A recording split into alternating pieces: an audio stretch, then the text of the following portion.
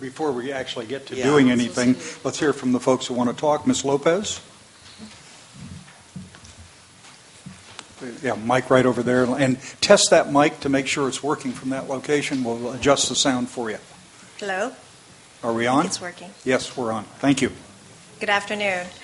Just wanted to give you a little bit of on-the-ground perspective in dealing with the Regional Board and the State Water Resource Control Board. We've been working on an NPDES permit since 2007. Probably spent nearly, if not exceeding, $500,000. And we still don't have the permit. And part of the problem is not only are the requirements extremely stringent, but there's also turnover due to limited staffing at these respective agencies. So as people change and departments shift, now we have to go through different process or do the process again because people have changed. And all that stuff adds time and cost, which we don't have. And on top of that, when we talk about this NPDES permit, we're talking about perfectly high-quality tertiary water that we can't properly apply on golf courses because we don't have this permit. And we're talking about one molecule rule. So it's extremely stringent. So as far as any gaps in the existing requirements from the Regional Board and the State Water Resource Control Board, as a practitioner, we really don't see it.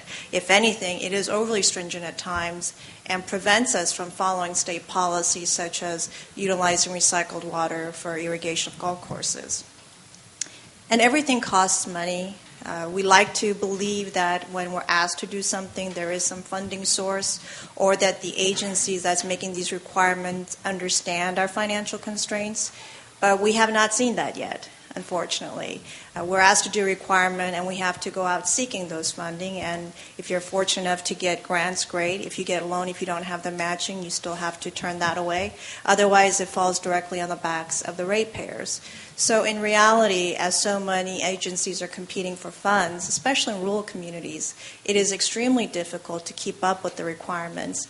And there's this notion amongst the agencies that the state, because of its limited budget, is looking to violation as a revenue source.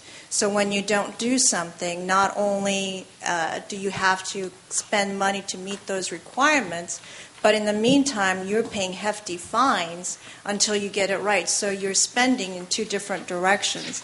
And again, with limited funding that all the agencies are, it's extremely tough.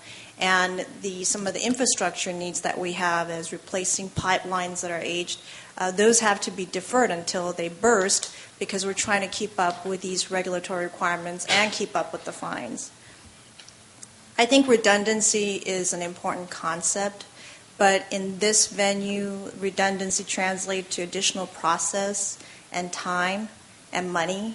And that's not just for the agencies ourselves, but also for the Regional Board and the State Water Resource Control Board. So I think maintaining the importance of water quality is something that we can support, but requiring additional process or review aside from what's in place would be overly stringent, and it's really going to cause a lot of delay and cost, which we don't have. Thank you. Okay.